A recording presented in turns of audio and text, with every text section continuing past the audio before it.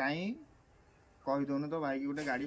Mummy ମା ମୁଖରୁ ଯାତ୍ରା ହଉଛି। ହଁ ଯିବା ବାବା କହିବା ଯାତ୍ରା ଯିବା ଆଉ ବାବାଙ୍କୁ କହିବା ଯାତ୍ରା ଦେଖିବାକୁ ଯିବା ଦୋଳପୂର୍ଣ୍ଣିମା ଦେଖିବାକୁ ଆଉ କେତେ ଦିନ କହିବା ମାନେ କହିକି ଯାତ୍ରା ଦେଖି ଯିବେନି ତାଙ୍କୁ କେମିତି ବନେଇବି ମୋର ତ ଚିନ୍ତା ଲାଗିଲାଣି। ଆସିଲେ ଯାତ୍ରା ତ କହିଲେ ମାନେ ବିଗିଡ଼ିବେ ପ୍ରବଳ ବିଗିଡ଼ିବେ କଣ ହଁ ହଁ ଯାଉ ଯାଉ ଚାହା ଟିକେ ନେଇକି ଯାଉଛି କୁଆଡେ ଏତେ କାମ ଧନ୍ଦା କରିକି ମଣିଷ ହାଲିଆ ଫୁଲିଆ ହେଇକି କଣ କରିବ ଆମରି ଘରେ ବେଶୀ ଚିନ୍ତା ବେଶୀ।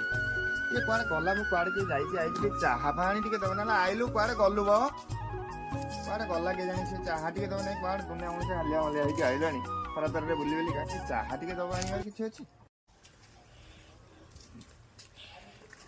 ହଁ ଏତିକି ସମୟ ଡାକି ଦେଇକା ମଣିଷ ହାଲିଆ ହେଇଗଲାଣି କୁଆଡେ କାମ ଧନ୍ଦା କରିକି ଆସିଲେ ଆସୁଛ ଏତେ ଅତର୍ଚ୍ଛା ହେଲେ ହବ ହଁ ଏତେ ଅତର୍ଚ୍ଛା ହବ। ଦିଅ ଗୋଟେ କଥା କହିବି କି ପିଲାମାନେ କହୁଥିଲେ ଟିକେ ଦୋଳପୂର୍ଣ୍ଣିମା ଯାତ୍ରା ଦେଖିବାକୁ ମାମୁଁ ଘରକୁ ଯିବାକୁ କଣ କହୁଛ ଯେ କାହିଁକି ବ ଯାତ୍ରାଟା ତ ପିଲାମାନେ ଟିକେ ମନ ଖୁସି କରିକି ଆସିବେ ଆଉ ମାମୁଁ ଘରକୁ ଆଉ କାଇଁ କହିଦଉନୁ ତ ଭାଇ କି ଗୋଟେ ଗାଡି ପଠେଇଦବ ଗାଡିରେ ବସିକି ପଳେଇବ।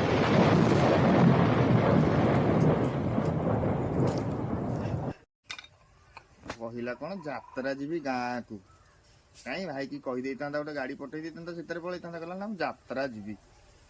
ଯଦି ଆମ ଭିଡ଼ିଓଟି ଭଲ ଲାଗିଥିବ ଲାଇକ୍ ସେୟାର କମେଣ୍ଟ ସବସ୍କ୍ରାଇବ ମଧ୍ୟ ନିହାତି କରିବେ। କୌଣସି ମନ୍ଦ ଉଦ୍ଦେଶ୍ୟରେ ଭିଡ଼ିଓଟି ବନାଯାଉନି ସମସ୍ତଙ୍କୁ ଖୁସି ପାଇଁ ଭିଡ଼ିଓଟି ବନାଇ ଯାଉଛି କାହାକୁ ଦେହକୁ ଜମା ନେବେନି। ଏତିକି କହୁଛି ଜୟ ଜଗନ୍ନାଥ ଭଲରେ ରୁହନ୍ତୁ ସମସ୍ତେ ପ୍ରଭୁ ସେତିକି ଜଗନ୍ନାଥଙ୍କ